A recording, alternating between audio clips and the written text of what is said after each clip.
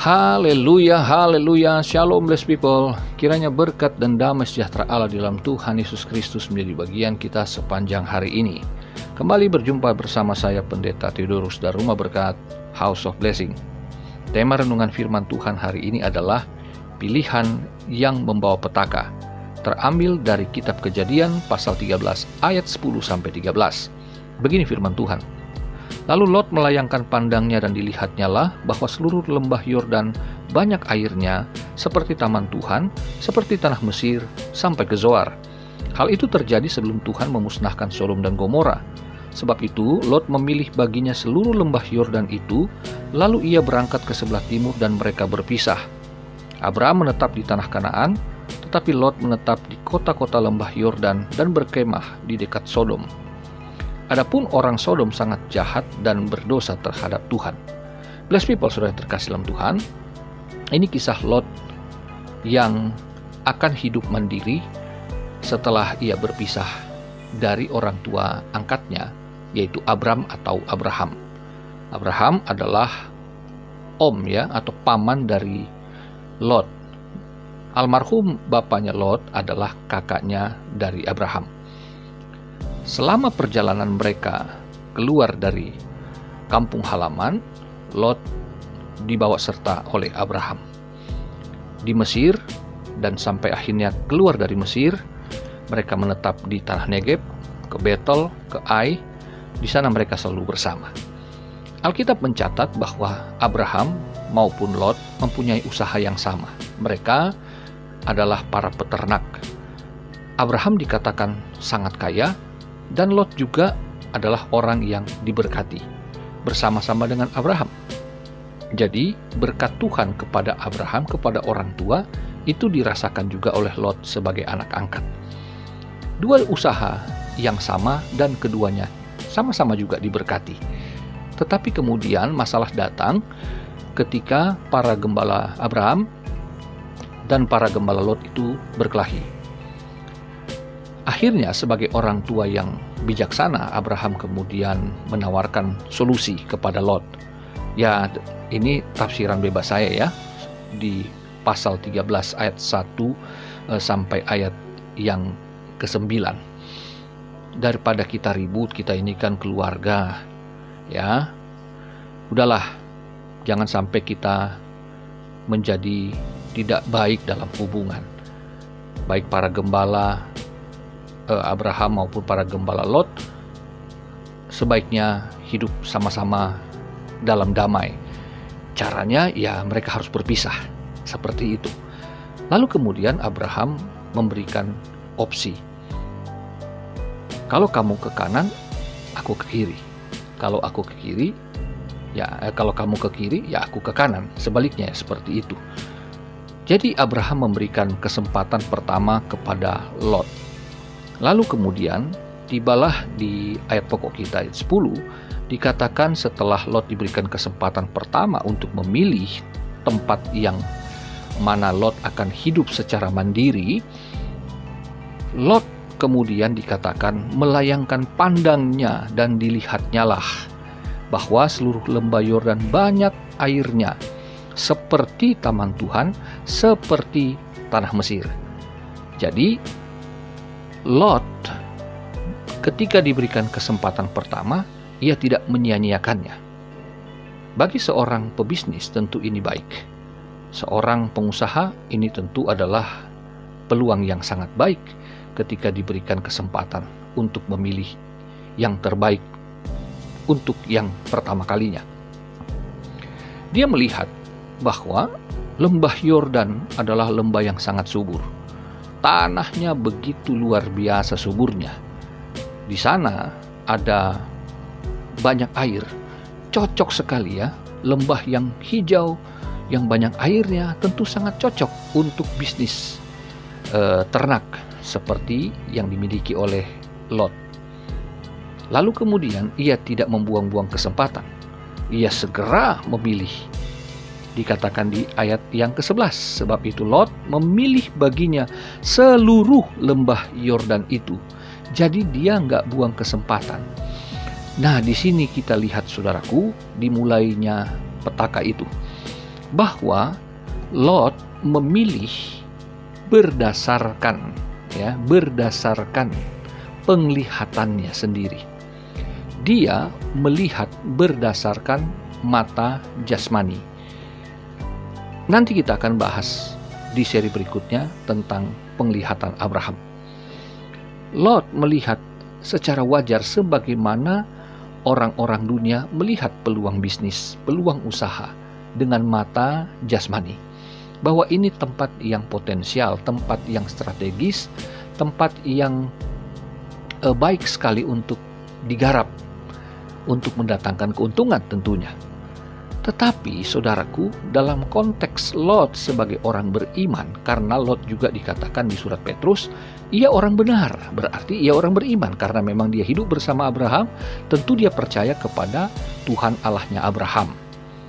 Maka itu juga kita melihat di ayat yang kelima, Lot ikut diberkati bersama dengan Abraham.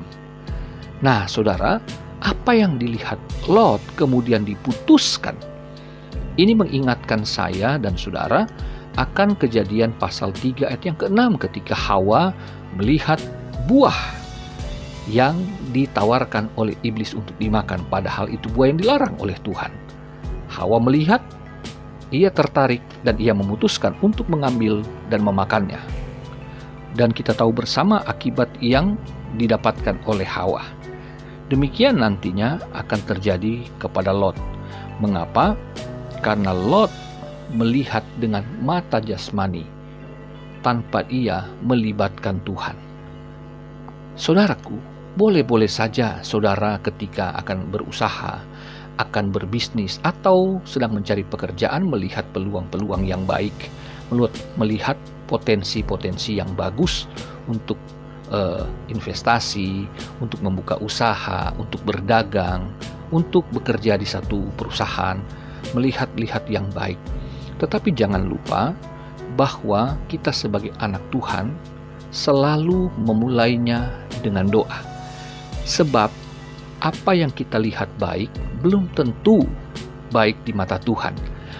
Sebab pandangan Lot terbatas karena dia melihat dengan mata jasmani. Dia tidak tahu bahwa di balik lembah Yordan yang sangat potensial itu ada kota yang namanya Sodom dan Gomora, di mana penduduknya dikatakan adalah orang-orang yang sangat jahat dan berdosa terhadap Tuhan. Nah, ini Lot tidak memperhitungkannya. Dia cuma melihat bahwa saya bisa mendapatkan kebahagiaan di tempat di mana saya akan berhasil dalam usaha. Saudara, kita bekerja, kita berusaha, tentu semuanya mengharapkan keuntungan. Apakah itu sebagai pengusaha atau karyawan, kita tentu ingin mendapatkan keuntungan bagi kerja keras kita. Namun jangan lupa bahwa setiap kita akan memutuskan apa yang kita lihat, mata jasmani kita itu harus melibatkan mata rohani kita, yaitu iman, percaya kepada Tuhan. Apa yang kita lihat belum tentu itu benar-benar tepat bagi kita. Sebagaimana Lot tidak tahu kondisi di balik segala sesuatu yang berpotensi besar itu, bahwa ada potensi bahaya juga yang sangat besar yang akan membawa petaka bagi Lot dan keluarganya. Saudaraku, kita tahu akhirnya bagaimana Lot akhirnya menderita. Dikatakan surat 2 Petrus pasal 2 ayat 6-8 itu. Lot sangat menderita di sana karena masyarakatnya jahatnya luar biasa, amoralitasnya tinggi sekali. Lalu akibatnya apa? Ketika Tuhan memusnahkan Sodom dan Gomora, Lot harus keluar dengan tangan hampa, meninggalkan semua hasil jerih payahnya. Dan akibat yang paling tragis bagi Lot adalah meninggalnya istrinya, mati sebagai tiang garam. Dan akhirnya yang paling menyakitkan adalah kekejian kedua anak Lot yang tentu sangat dipengaruhi oleh perilaku masyarakat Sodom dan Gomora itu. Bagaimana anak-anak Lot akhirnya melakukan hubungan seks secara incest dengan bapaknya, dikasih mabuk, bapaknya si Lot dikasih mabuk, lalu mereka tidur dengan bapaknya, keduanya hamil dan akhirnya melahirkan anak yang dinamakan Moab dan Amon. Itu secara singkat. Mereka menjadi dua bangsa yang keji di hadapan Allah, yang menjadi musuh keturunan Abraham nantinya melalui Ishak dan Yakub. Mereka bangsa-bangsa yang akhirnya juga dimusnahkan oleh Tuhan. Tragis sekali. Untuk itu saudaraku, belajar dari kisah Lot. Bagaimana ketika kita akan memilih, sekali lagi, seorang pengusaha, seorang pebisnis, seorang pedagang, harus mampu juga melihat memang potensi, tempat atau lokasi yang strategis di mana usaha atau investasi dapat dikembangkan di sana, dapat ditanamkan satu modal yang dapat berkembang tentunya. Usaha dagang yang tentu dapat mendatangkan cuan. Demikian juga dengan karyawan, memilih tempat-tempat yang kantor-kantor perusahaan-perusahaan yang baik, yang dimana dia mengharapkan karirnya maju. Tapi jangan lupa bahwa selalu meminta petunjuk Tuhan. Sebagaimana Lot berpisah dari Abraham dan tidak ada catatan ia tetap berhubungan untuk meminta advice, meminta arahan-arahan spiritual, maka demikianlah akhirnya Lot kehilangan dalam bimbingan atau pementoran dari bapa rohaninya Abraham. Saudaraku, ketika akan memutuskan, mari bawa dalam doa, gumuli sampai saudara mendapat jawaban. Saudara punya Alkitab, dengarkan apa kata Tuhan mengenai bisnis, usaha, dagang, calon pekerjaan saudara. Minta petunjuk Tuhan dari sana, dan mintalah petunjuk orang tua rohanimu. Jangan sampai kita berjalan sendiri, mengabaikan suara Tuhan dan suara hamba Tuhan yang menjadi Bapa rohani saudara. Kiranya saudara dapat belajar dari kisah Lot ini, sehingga bisa lebih bijak lagi untuk memutuskan ketika ada pilihan sesuatu yang kelihatan sangat berpotensi, namun ternyata di baliknya ada bahaya besar bagi saudara. Saya sudah menyaksikan bagaimana anak-anak Tuhan yang begitu bergairah melayani. Mereka punya usaha-usaha yang bagus, tapi mereka salah melangkah, salah memutuskan, dan mereka pikir mereka baik-baik saja. Akhirnya mereka menerima petaka di kemudian hari. Mereka tidak meminta petunjuk Tuhan, tidak berkonsultasi dengan hamba Tuhan, dan akhirnya mereka menuai sesuatu yang buruk dari usaha mereka, pekerjaan mereka. Kiranya ini tidak terjadi bagi kita. Untuk itulah kita belajar dari kisah Alkitab, supaya kita dapat merenungkan dan menggumulinya. Selamat merenung, selamat berkarya. Tuhan Yesus mengasihimu, Tuhan Yesus memberkatimu. Haleluya, blessed people.